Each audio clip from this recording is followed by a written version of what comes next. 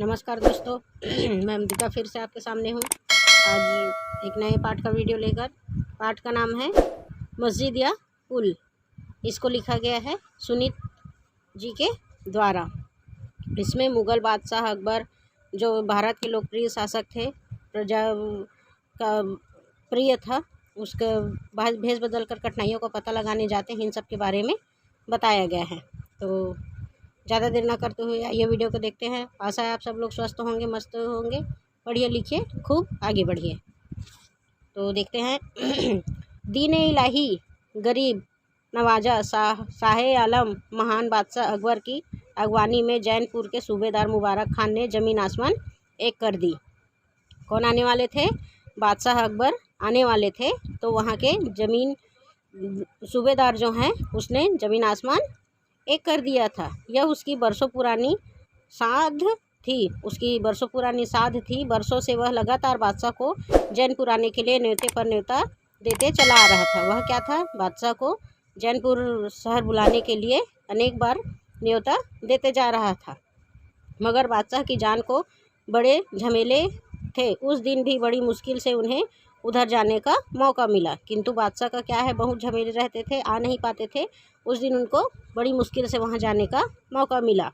बादशाह के पास समय बहुत कम था। हाथी की पीठ से उतरकर उन्होंने अभी 2 घड़ी आराम भी नहीं किया था। बादशाह क्या है, बहुत व्यस्त रहते थे, इसलिए उनके पास समय कम था। हाथी की पीठ से वह उतरे और कुछ क्षण भी आराम नहीं किया था कि सूबेदार मुबारक खान बादशाह को गोमती के किनारे दूर दूर तक फैले उस लंबे चौड़े मैदान में ले गए। उन बादशाह ने आराम भी नहीं कर पाया था और सूबेदार ने क्या किया, लंबे चौड़े मैदान, गोमती नदी के पास जो लंबे चौड़े मैदान है वहाँ ले गए, जहाँ मस्जिद बनाने की योजना थी। जहाँ क्या था, मस्जिद बनाने की योजना बना रखी थी।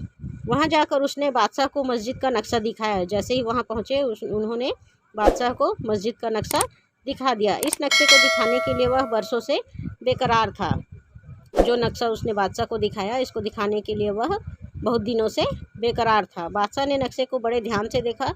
उसे देखकर बादशाह की बाँछें खिल गई। उन्होंने कहा, बेशक नक्शा बहुत खूबसूरत है। बादशाह ने नक्शा को ध्यान से देखा और खुशी से खिल गए और कहा कि यह नक्शा बहुत ही खूबसूरत है मुबारक खान।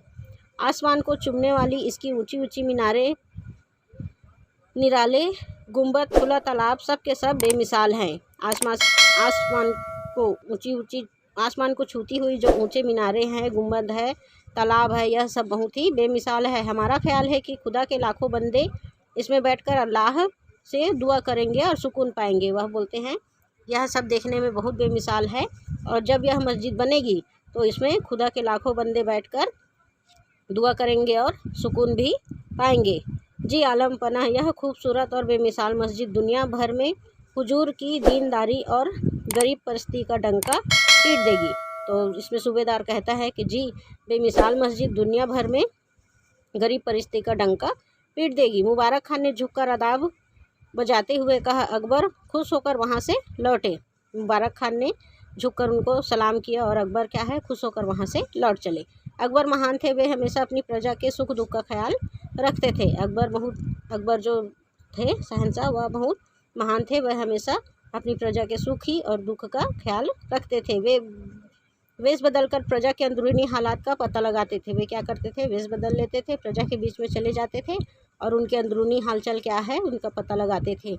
उस दिन भी वे शाम होते ही वेश बदलकर गोमती के किनारे घूमने निकल गए। उस दिन भी क्या हुआ, वह वेश बदले और गोमती नदी के किनारे घूमने निकल गए।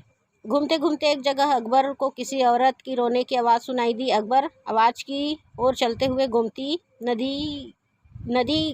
के किनारे नाव के पास आ पहुँचे। उधर घूमते घूमते अकबर को किसी औरत की रोने की आवाज़ सुनाई दी। वह आवाज़ सुनते सुनते गोमती के किनारे नाव के पास पहुँच गए। उन्होंने देखा कि नाव के पास एक 80-90 साल की काली और छोटी कद की बुढ़िया अपनी गठरी थामे पार जाने के लिए खड़ी है। वह देखती है कि एक 80-90 साल की बुजुर्ग औरत जो है अपनी गठरी पकड़कर पार जाने के लिए खड़ी है और कह रही है, इस अल्लाह के मारे दुष्ट मुंशी को तो देखो, अभी अच्छी